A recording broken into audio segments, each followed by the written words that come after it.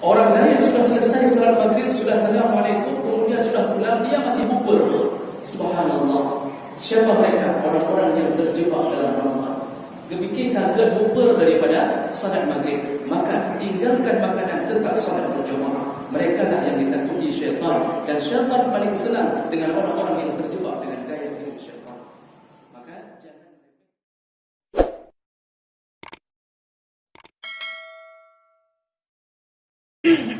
Assalamualaikum warahmatullahi wabarakatuh. Waalaikumsalam warahmatullahi wabarakatuh.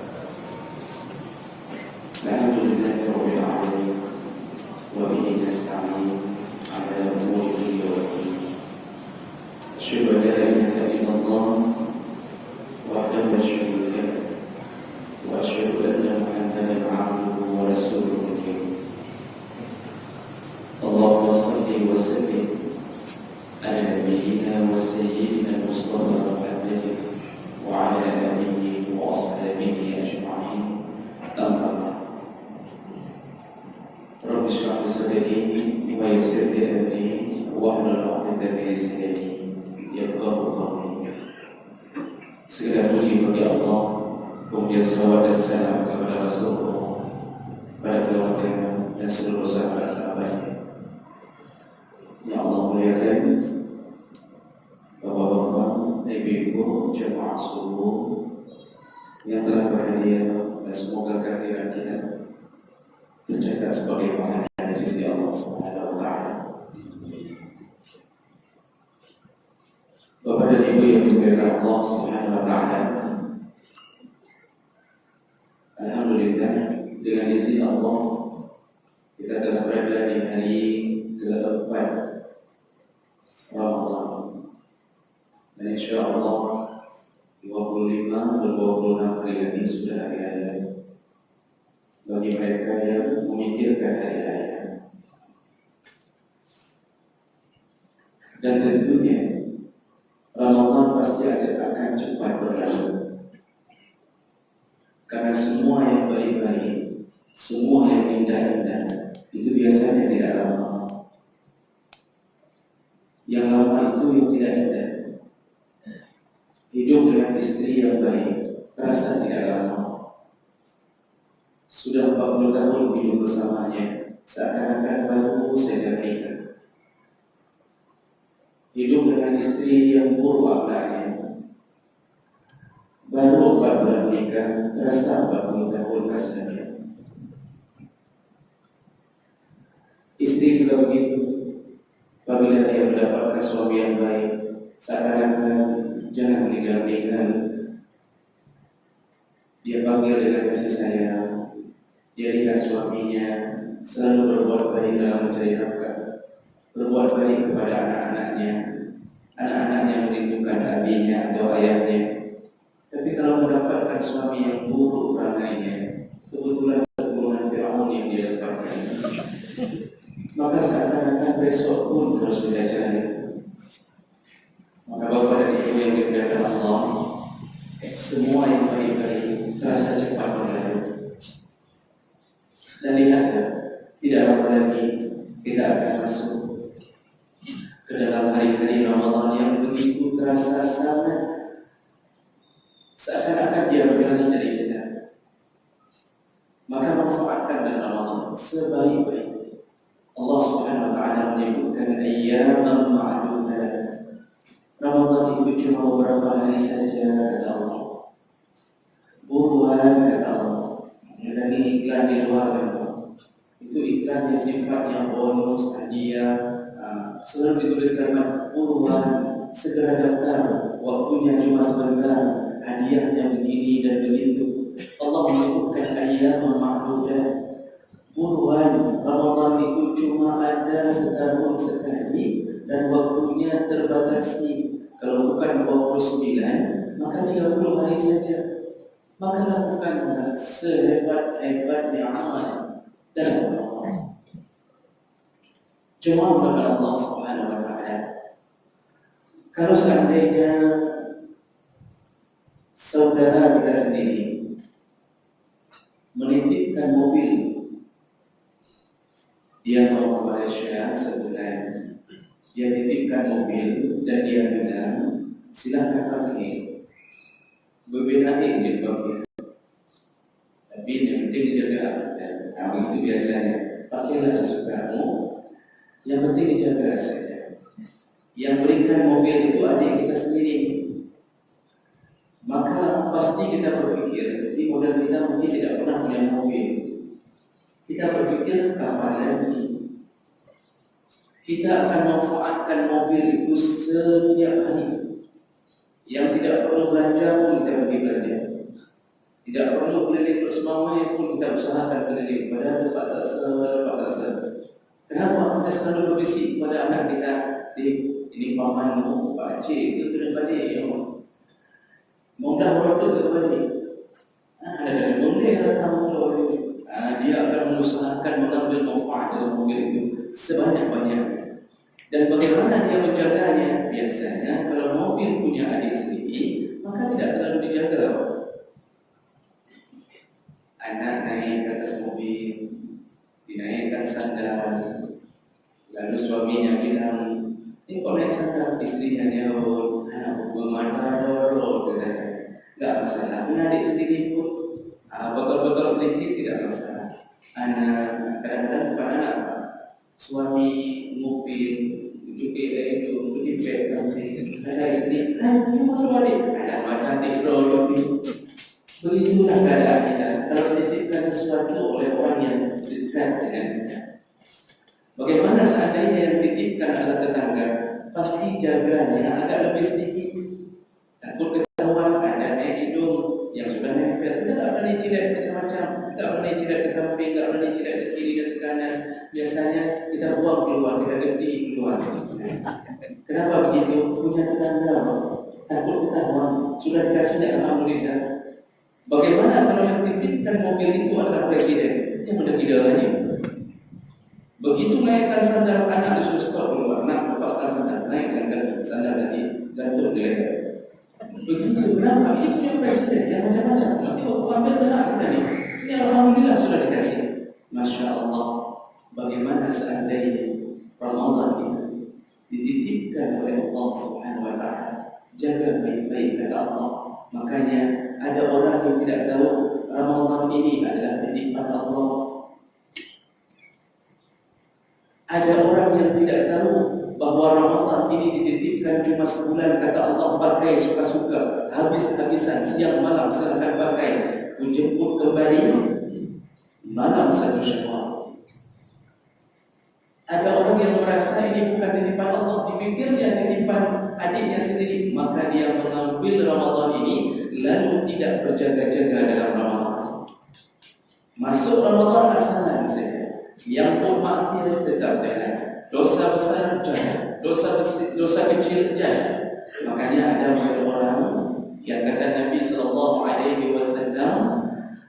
kam min sha'imin, berapa banyak orang yang berpuasa dan sadaku min siyamihi, tidak mendapatkan apapun dalam puasanya illa al-ju' wal 'atash, kecuali hanya rasa lapar dan dahaga. Siapakah golongan ini? Golongan yang tidak menjaga titipan Allah yang bernama Ramadan. Maka jemaah maka Allah SWT, walaupun kita tahu, tapi mohon sekali renungkanlah, dalamilah. Waktu Nabi mengatakan man qama Ramadhana imanan wa ihtisaban ghufira lahu ma taqaddama min dhanbi. Barang siapa yang mendirikan Ramadan, melakukan Ramadan dengan iman dan ihtisab, iman keyakinan penuh kepada Allah, wa ihtisaban berharap-harap penuh kepada Allah, ghufira lahu ma taqaddama min dhanbi, diampunkan dosa-dosanya. Dosa mana diampunkan? Dosa kecil, selama tidak ada niat taubat. Tapi Allah bisa ampunkan dosa besar kalau diiringi dengan taubat. Ini kalau tidak ada niat taubat, tidak diampunkan dosa besar. Yang nak rencana cok kredit dong di Ramadan yang ada bakul. Yang nak rencana cok motor dengan cara kredit dong, artinya pinjam uang di bank lagi setelah Ramadan. Nyocit kamu janji ngurus baik. Ini habis Ramadan nanti ibu, bapa datang lagi ya setelah Ramadan, kita uruskan pinjaman bapa tenang saja. Yang penting kami bereskan, kami mudahkan bersama. InsyaAllah kita doakan sama-sama. Dia merencanakan kembali untuk mengambil dosa besarnya, tidak akan diampunkan, tidak akan diampunkan. Jadi oleh karena itu jawab Allah, apa yang paling banyak yang membuat orang Ramadannya tidak makbul? Ramadannya sah, tapi paling banyak tidak makbul. Kalau sah, alhamdulillah, asal sudah jaga rukun, dia mendapatkan syarat Ramadan masuk. Islam, balik, berakal, al-qudrah, mampu melakukan Ramadan masuk, selesai. Rukunnya dia jaga, alhamdulillah puasa sampai. Niat ada niat. Kemudian dia imsak, menjaga diri dari hal-hal yang membatalkan puasa. Tetapi dia lupa. Walaupun Ramadan sah, yang kita harapkan dari Ramadan apa? Bertumpuknya pahala. Kalau sudah masuk Ramadan tidak ada pahala, maka rugilah kita. Makanya syaitan tidak akan menggoda kita dalam Ramadan untuk membatalkan puasa. Ya, syaitan tidak akan datang berbisik-bisik, ayo makanlah. Tidak, kita kuat insyaAllah, kita kuat. Kalau urusan tahan lapar, tahan minum, kita kuat. Syaitan tidak akan datang itu. Lalu mengajak kita di siang hari untuk makan nasi, kita pasti tidak akan melakukannya. Karena syaitan menemukan jalan buntu dalam urusan ini, maka syaitan akan berani supaya Ramadan itu tidak diterima Allah. Orang kerja tidak ada gajinya. Apa yang dia lakukan? Dia jatuhkan kita dalam Ramadan untuk melakukan hal-hal yang sifatnya bisa membatalkan pahala. Bukan membatalkan puasa, tetapi membatalkan pahala. Maka banyak sekali pekerjaan syaitan yang ternyata masih dilakukan di dalam Ramadan. Banyak sekali. Jemaah maka Allah SWT biasanya hari-hari kita isi setiap Kamis itu dengan belajar tentang tipu daya syaitan melalui kitab ini, kitab Buku Tundani. Hari ini saya pun ingin melanjutkan pada hari itu. Cuma ingin saya sangkutkan dengan Allah, hati-hatilah tipuan syaitan di dalam Ramadan. Kita sudah ngobrol tentang syaitan selama ini. Dan hari ini syaitan lebih hebat lagi menggoda dibandingkan di luar Ramadan. Kenapa? Karena pahala Ramadan bisa mengampunkan dosa. Maka syaitan akan berusaha agar kita tidak terampunkan dosa-dosa kita. Bapak dan Ibu yang dimuliakan Allah. Kemudian ada yang bertanya dalam pikirannya, tapi kan Ustaz, syaitan itu kan dibelenggu selama Ramadan. Bagaimana dia bisa menggoda kita?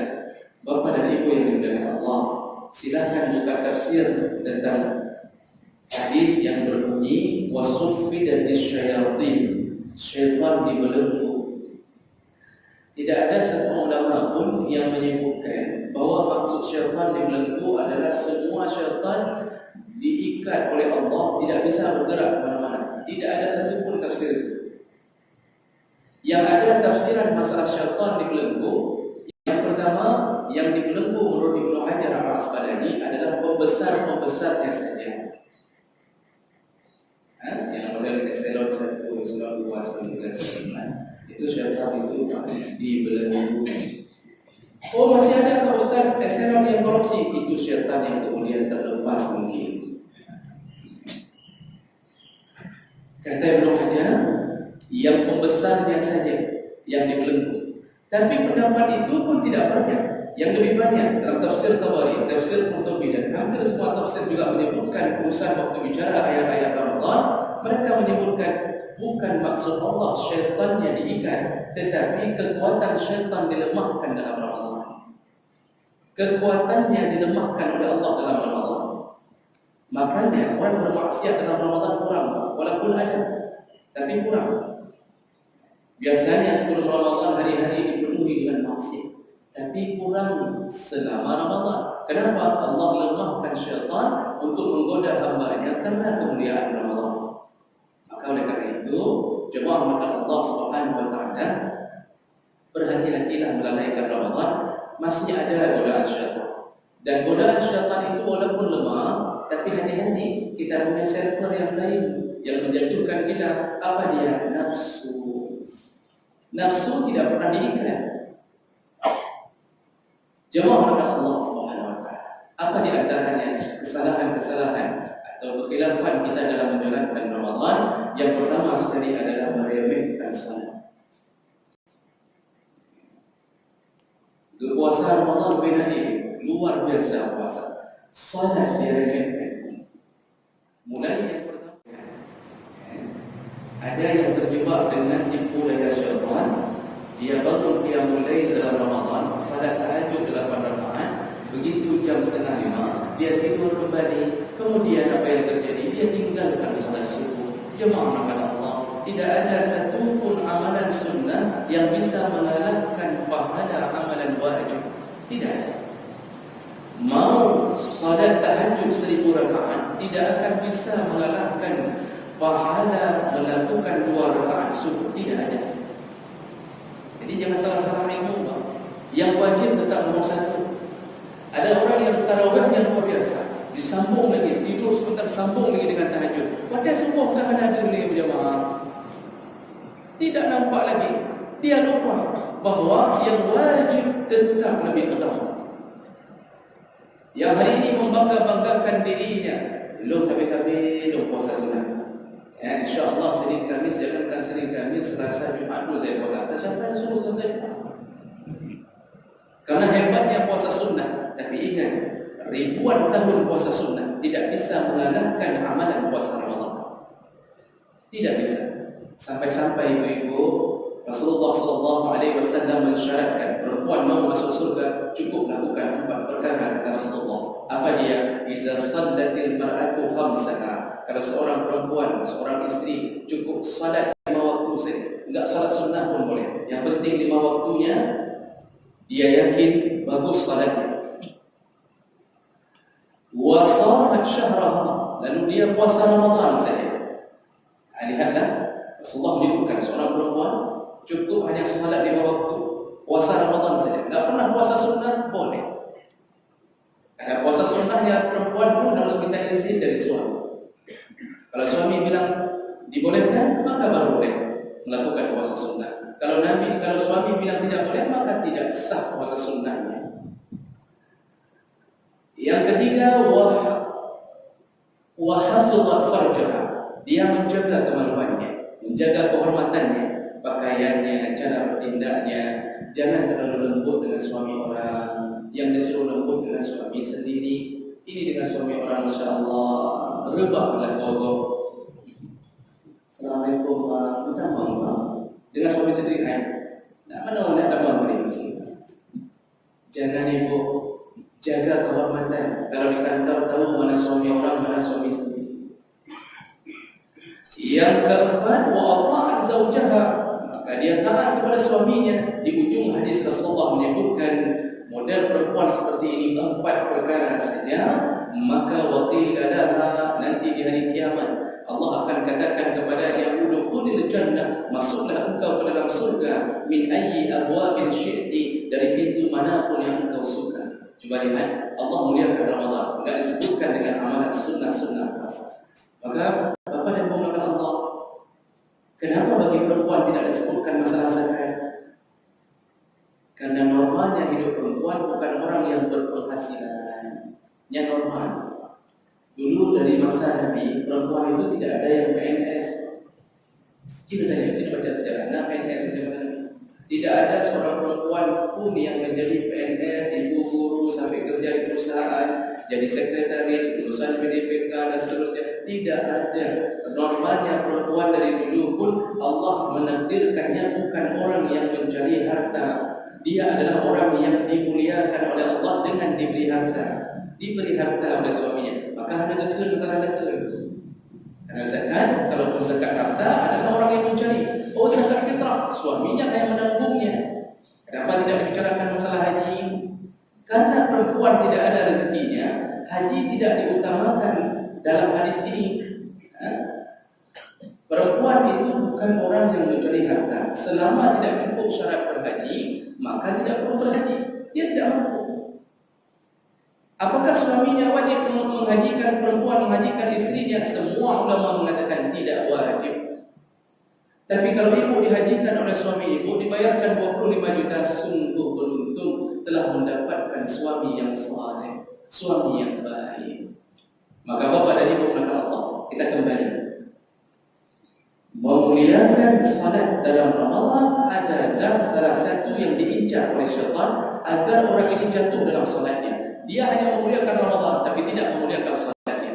Maka syaitan akan terus-terusan berusaha agar salat kita jatuh. Pak, subuh tidak datang. Kenapa subuh tidak datang? Penyebabnya banyak. Salah satunya tipu daya syaitan. Di antara hadis tipu daya syaitan, syaitan itu kalau malam dia tidur di dalam khayshum, kata Rasulullah. Syaitan itu tidurnya di dalam khayshum ini.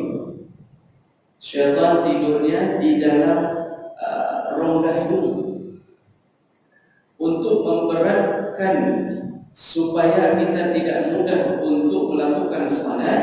Maka dia akan tidur di tempat itu.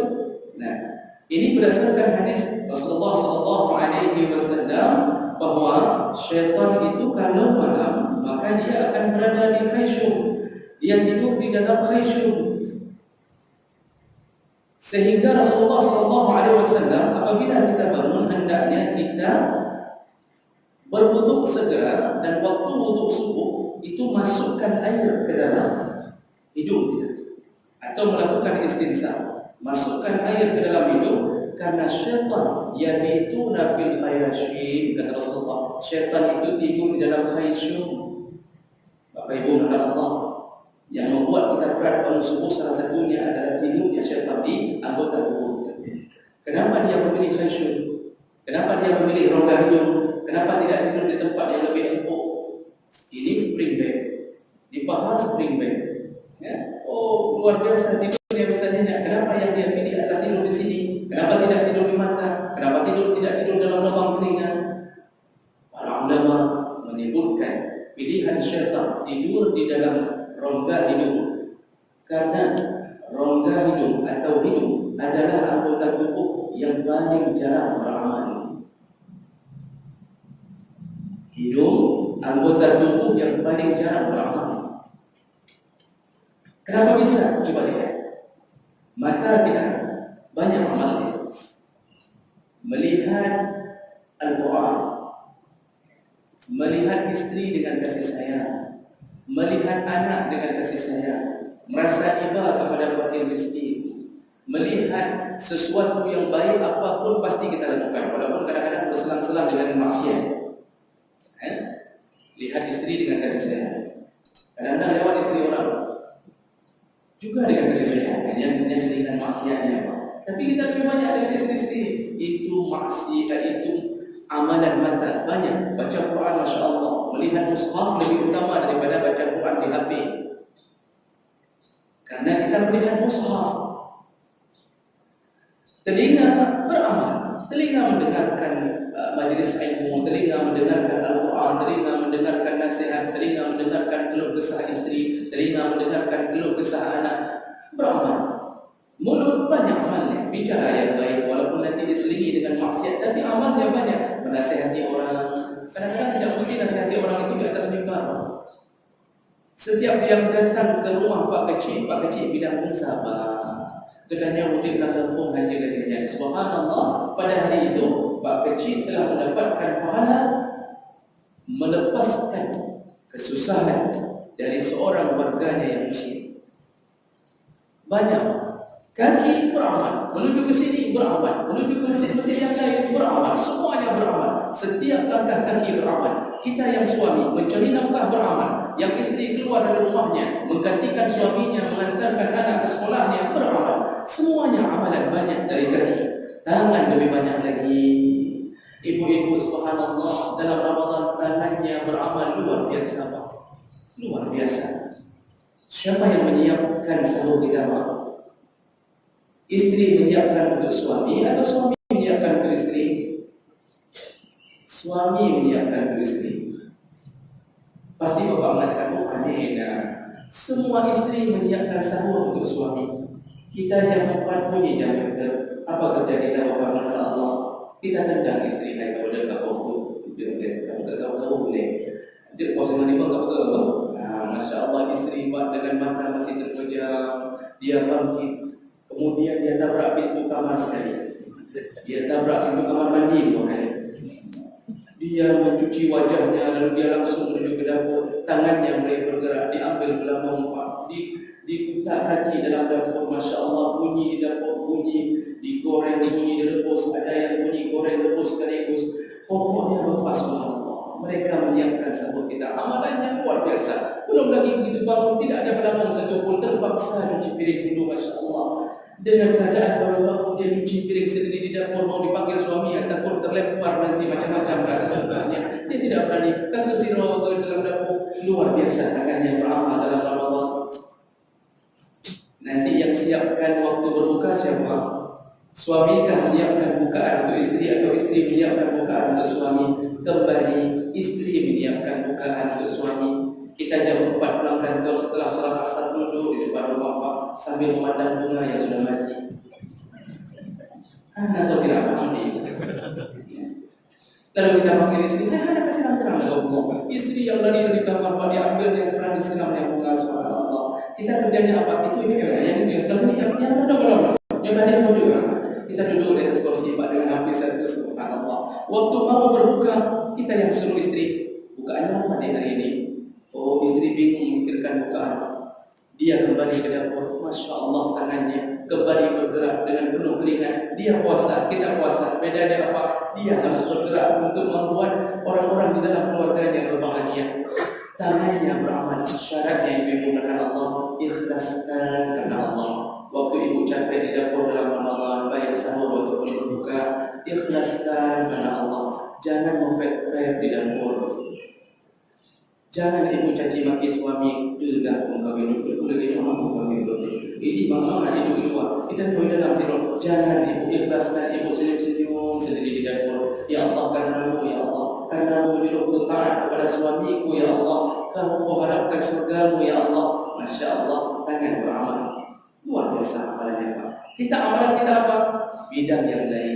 Dari pagi jam 7 kita keluar mencari nafkah untuk anak istri. Kita pegang pulpen, kita pegang setir mobil, kita pegang setang benda. Kaki kita keluar demi anak dan istri. Tangan kita bergerak. Ada yang memegang cangkul, ada yang memegang macam model Pak dia pegang untuk memberi nafkah. Tangan kita beramal banyak. Semua beramal. Tapi coba ceritakan amalan hidup apa? Coba berbuat dalam Ramadan. Ini makruh malah. Oh Ustaz, kita cium-cium bau masakan dalam Ramadan makruh. Sengaja datang dalam Ramadan mencium-cium bau masakan makruh. Silakan buka kitab fikih. Dalam mazhab Syafi'i malah ditegaskan mencium wangi-wangian dalam Ramadan supaya mudah Ramadannya dilalui. Beli minyak wangi asal sudah merasa lapar, cium minyak wangi. Beli fresh care makruh, mencium-cium selalu makruh dalam Ramadan. Tidak banyak amalan hidup, tidak banyak. Kalaupun ada sekali-sekali cium istri, cium anak, itu pun disuruh tahan kalau cium istri dalam Ramadan. Makruh hukumnya bersenda gurau di siang hari Ramadan. Nanti kalau seandainya terlalu kelewatan, over, takutnya jatuh ke dalam yang haram. Maka ibu-ibu pun jangan pancing bapak-bapak. Selama Ramadan jangan pakai baju seksi di dalam rumah. Di luar Ramadan, itu istri memang disuruh Pak seseksi-seksi mungkin di luar Ramadan. Pokoknya suami pulang kerja bagaimana caranya tidak balik lagi ke kantor. Begitu dia dan istrinya langsung rebah. Disuruh seksi, disuruh pakai baju ketat-ketat ibu untuk suami. Syaratnya jangan ada anak. Kalau anak sudah sekolah, suami untuk suami seketat-ketatnya. Karena persaingan ketat. Kalau ibu-ibu tidak pakai yang ketat-ketat, maka jatuh di dalam persaingan. Ada nenek-nenek yang mengatakan, sudah saya coba Ustaz pakai baju ketat, mudah diminum. Ada amanah Allah Subhanahu Wa Taala. Maka oleh karena itu, kalau dalam Ramadan mencium istri hukumnya boleh, tapi harus punya sifat Nabi. Aisyah mengatakan, karena Rasulullah Sallallahu Alaihi Wasallam yuqabbilu zawjatahu wa huwa shaim. Rasulullah dalam Ramadan pun mencium istri dia puasa. Dia puasa Ramadan dia cium istri. Rasulullah juga romantis sempat-sempatnya mencium isteri. Aisyah mengatakan Rasulullah setelah berwuduk mencium istrinya, lalu dia tidak mengulangi wuduknya, dia langsung salat. Dalil ini diambil oleh 3 mazhab, mazhab Malik, mazhab Hanafi, lalu mengatakan bahawa tidak perlu membatalkan wuduk.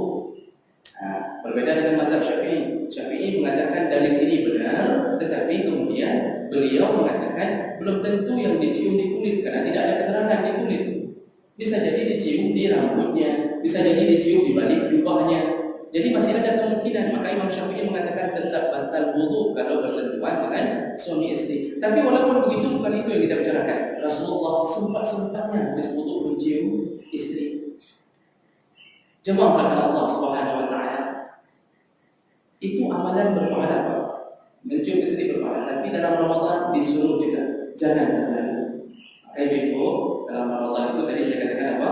Jangan pakai baju yang memancing. Ya. Ibu di dapur pakai baju lengkap sempurna seperti baju dharma wanita. Kalau perlu pakai cadar. Jadi suami pulang tidak tahu mana istrinya yang sebenarnya. Amalan belum cuma itu saja. Oh, ada satu lagi amalan, mencium anak. Rasulullah sallallahu alaihi wasallam pada suatu hari dulu, di saat dia duduk, ada sahabat-sahabatnya di samping. Tiba-tiba lewatlah Husain, cucunya. Dia ambil Husain, dia peluk, lalu dia cium Husain. Ada sahabat yang kemudian begitu melihat Rasulullah mencium Husain, dia berkata, "Ana indi 10 aulad." Aku punya 10 orang anak. Falam uqabbilu wahidan. Tidak ada seorang pun yang cium. Waktu dia katakan itu, dia bangga. Seakan-akan dia mengatakan, "Aku cium anak." Itu dipeluk orang untuk cium dia. Ada kebanggaan tidak cium anak. Dia ingin pamerkan di hadapan Rasul bahawa dia tidak pernah mencium anak. Itu apa urusan cium anak? Ya. Langsung Rasulullah menjawab, "Man la yarham la yurham." Siapa yang hari ini tidak sayang anak, tidak akan disayang oleh anak. Maka jemaah maka Allah SWT mencium anak, hukumnya berpahala. Dia dapat pahala besar mencium anak. Maka biasakanlah bapak cium anak, pergi sekolah cium anak, pulang sekolah cium anak. Ini menyebabkan rasa cinta anak kepada kita. Dan inilah yang membuat syaitan paling benci. Tapi sayangnya amalan itu jarang dilakukan, Pak Ibu. Jarang sekali. Sekarang fikirkan diri sendiri yang sudah hidup 50 tahun, sudah hidup 45 tahun. Nah, juga ada coba ni. Paling waktu bayi, waktu dia masih bau surga, mulutnya kita buka, kita cium terus-terusan. Begitu bau dia keluar, kita tidak cium lagi. Kan tidak disuruh cium di mulut, dia disuruh cium di kening, disuruh cium di pipinya. Walaupun sampai besar pun seharusnya kita masih menciumnya. Di situ bedanya akhlak Rasul dengan kita. Rasulullah SAW, Fatimah sudah nikah, sudah punya anak, Rasulullah sudah punya cucu. Kalau Fatimah datang ke rumah, dalam hadis, Fatimah datang ke rumah, dia buka pintu, dia sebutkan, "Marhaban ya binti Fatimah." Selamat datang wahai anakku Fatimah. Kita akan nampak kalau anak datang ke rumah. Soalnya hidung ayat maka demam lagi. Tidak ada bahasa menyambut Rasulullah kalau anaknya datang tidak disambut dengan kalimat marhaban. Kadang-kadang akan wasah dan dia Fatimah. Dia begitu bahagianya anaknya datang. Lalu apa yang terjadi disebutkan dalam hadis? Dia peluk Fatimah, dia cium kening Fatimah. Maka Aisyah mengatakan Fatimah itu yang paling disayang oleh Rasulullah SAW karena memang Fatimah yang paling dekat dengan Rasulullah. Lalu wajahnya di antara semua anak Rasul, wajah Fatimah lah, gaya jalan Fatimah, wajahnya paling mirip dengan Rasulullah. Bapak ibu sampai besar pun masih dicium oleh Rasulullah. Seharusnya kita membiasakan beramal dengan hidung. Makanya karena hidung kurang beramal, pilihan syaitan untuk menidurkan kita agar tidak salat subuh adalah hidung. Karena kurangnya amal hidung. Itu disebutkan oleh para ulama menyikapi tafsir hadis ini. Maka jemaah makan Allah. Nanti ada satu lagi. Ini terakhir ini. Selanjutnya. Tidak lama terakhir. Betul-betul terakhir.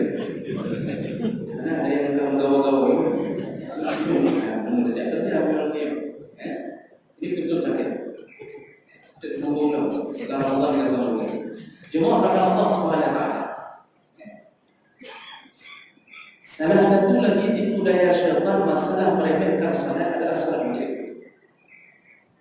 Subuh diremehkan, maghrib diremehkan.